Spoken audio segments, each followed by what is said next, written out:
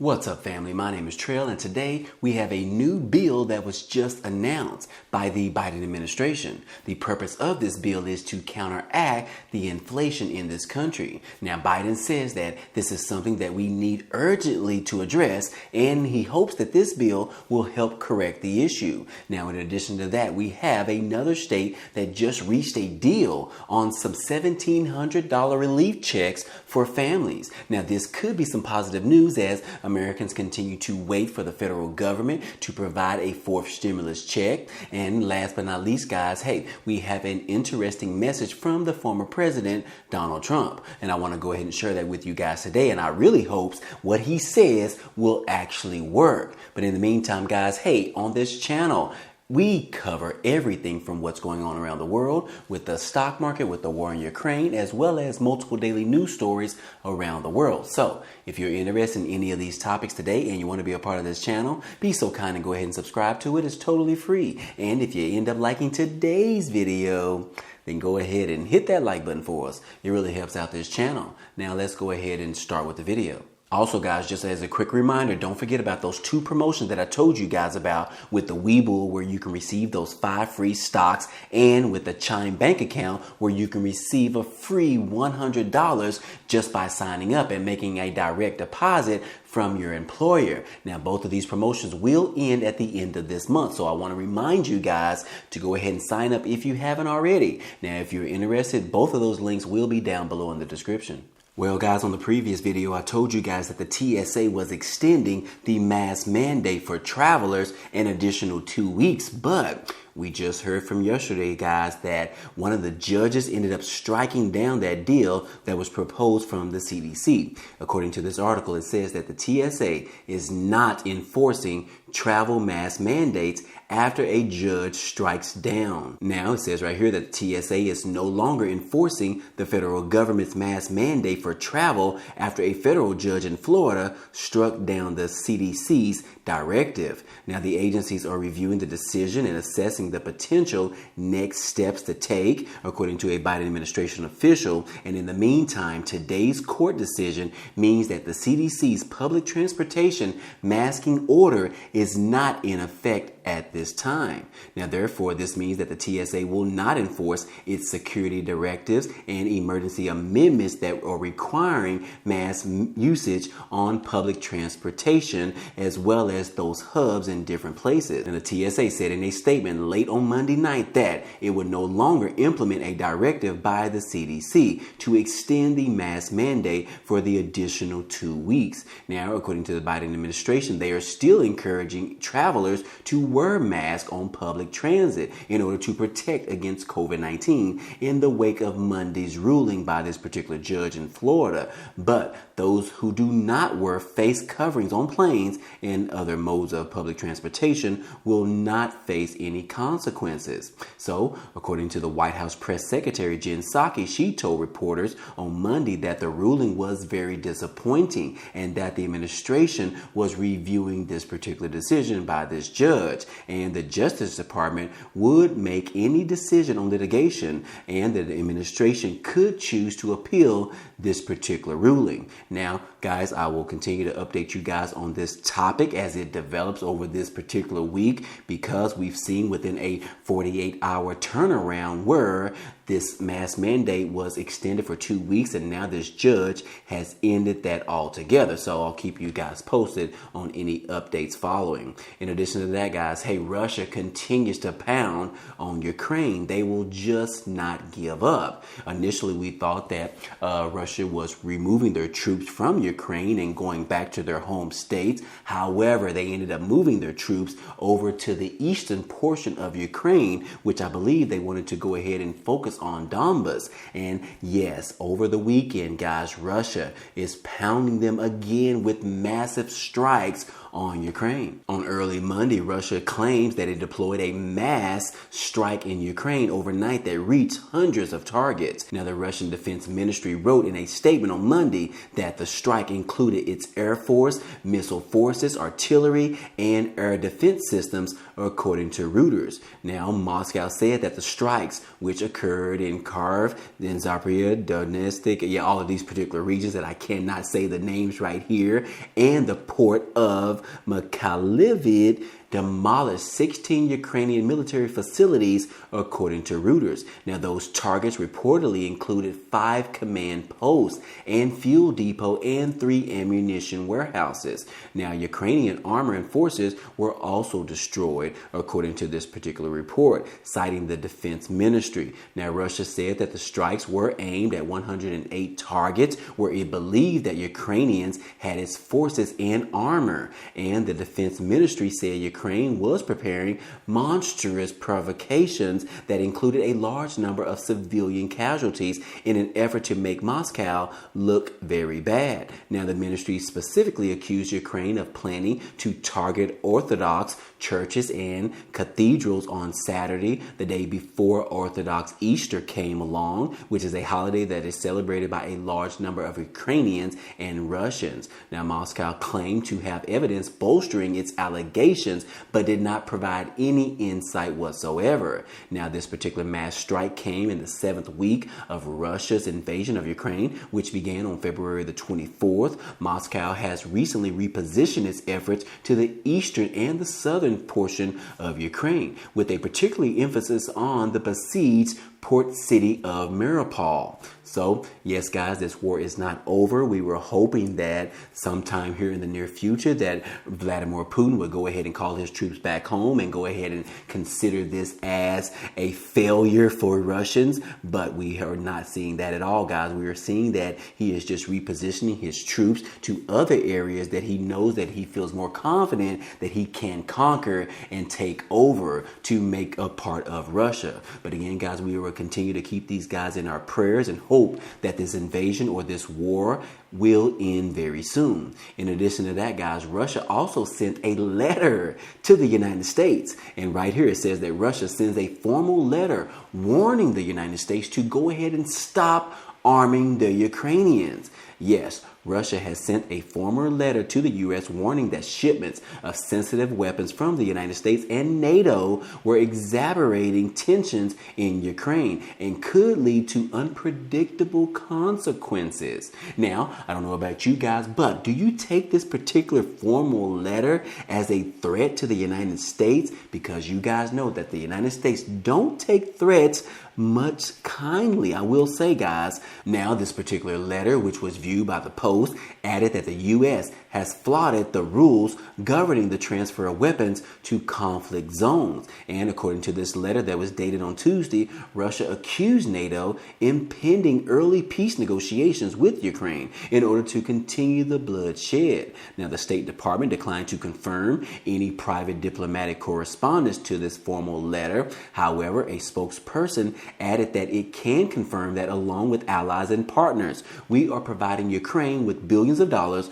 worth security assistance, which our Ukrainian partners are using to extraordinarily effect to defend their country against Russia's unprovoked aggression and horrific acts of violence. Now, the news of the diplomatic letter comes as President Biden announced an additional $800 million in military assistance to Ukraine just last week, which for the first time included advanced munitions that the war-torn country has requested. Now, the Ukrainian military has used these particular weapons that we are providing to the devastation effect from Russia.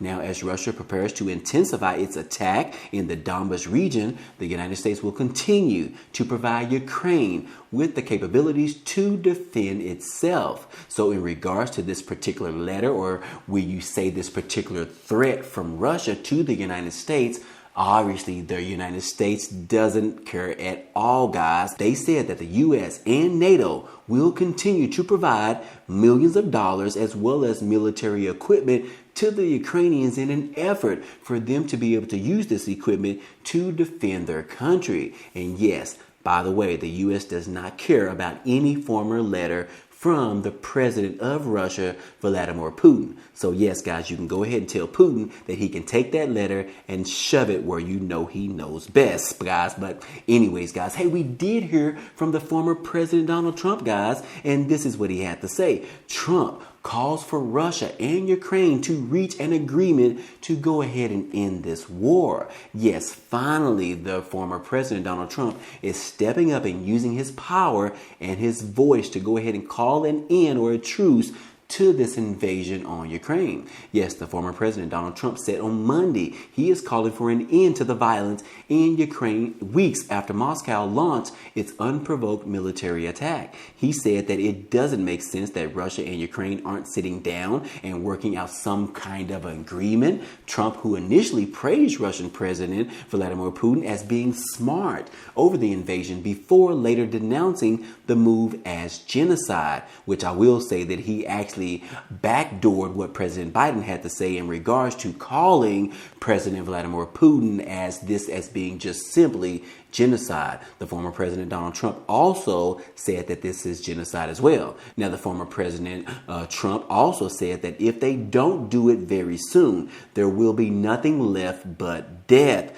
destruction, and carnage in this country. So again, guys, he also additionally said that this is war that never should have happened, but it did. The solution can never be as good as it would have been before the shooting actually started on February the 24th. But there is a solution, he said, and it should be figured out very quickly. Not later, but now, when everyone will be dead, the former president also said in this statement that he put out on Monday. So again, guys, I hope that the power from the former President Donald Trump has some weight still, in hopes that this calling for this war to end will actually pick up a little bit of traction, and hoping that his former friend Vladimir Putin hears this message from President Trump and go ahead and call a truce to this war in Ukraine. But anyways, guys, we don't necessarily expect that to happen anytime soon, but we can always have big hopes that it does happen, guys.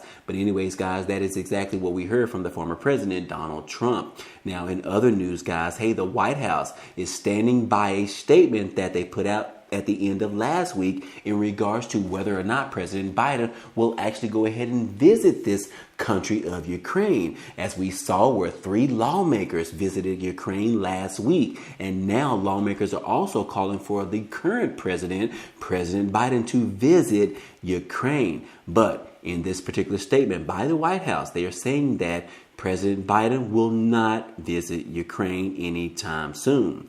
But again, guys, that is just the latest news on Ukraine. But moving on, guys, hey, we do have some good information from the White House and the Biden administration, because President Biden is now pushing for innovation bill, which is a new bill that was just proposed. And President Biden is saying that this bill will particularly help address inflation in this country. And he is saying that this is something that we need to urgently try to fix right now. And they believe that they can fix this with this particular new innovation bill. Just over the weekend, President Biden said that the urgent need to lower costs for Americans, calling on Congress to pass a bipartisan innovation bill as one way to do so. Now, Biden was speaking at a North Carolina A&T University, and he noted that the Labor Department's inflation report that came out earlier last week showed prices continuing to rise over the last month as Russia's invasion of Ukraine spiked the cost of oil and other goods.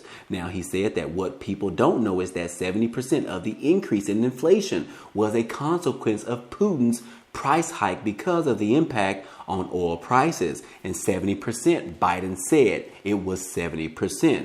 Now, I will say that according to some of the smarter people, not President Biden, but these smarter people said that, hey, these rising in oil prices, as well as these other prices, the prices of goods and services, the rise in those was not because of the invasion of Ukraine. Those things were actually because of some of the ways that these laws have been permitted by the current president. But that is just the latest news that we have so far. But according to the Biden administration, as well as some of the Democrats, they are blaming all of the increase in the oil prices directly on the invasion of Ukraine. But anyways, guys, back to this particular article, Biden said that, look, we need to address these high prices and urgently for working folks out there. And that's part of why what I'm trying to talk about today, which is why this is so important. Now, Biden argued that for the passage of the Bipartisan Innovation Act, Act, legislation that has yet to make it through Congress, but that would provide funding for domestic manufacturing of semiconductors and other materials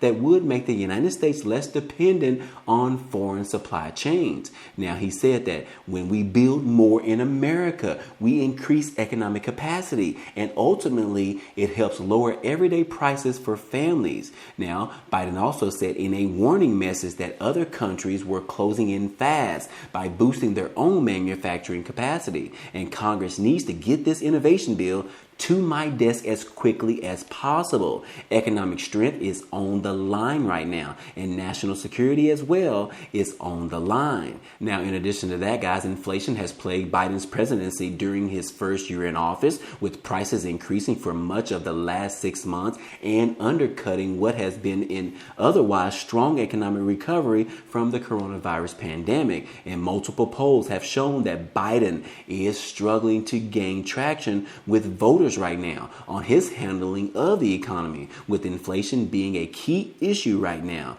The Labor Department's Consumer Price Index, or better known as the CPI, which tracks inflation, showed prices has risen about 8.5% over the past 12 months. But again, guys, right now, President Biden is focusing on the Innovation Act, as it comes as a week after the administration's officials briefed lawmakers on Wednesday on the need to pass this particular bill that is going to go against economic and supply chain vulnerabilities that are related to semiconductors. But again, guys, that is this new bill that President Biden is pushing right now, which is this innovation bill, which he thinks that it will go ahead and cause the inflation to actually correct itself, or at least make things a little bit better. But right now, guys, we don't feel too confident in whether or not this particular bill will actually do that. But that is just the latest bill that is on the table right now, and Biden is hoping that that bill will go to Congress and ended up passing and being sent over to President Biden's desk for his signature. But in the meantime, guys, hey, we do have some great news right now, because in the state of Maine, lawmakers have reached a budget deal that is going to include some relief checks.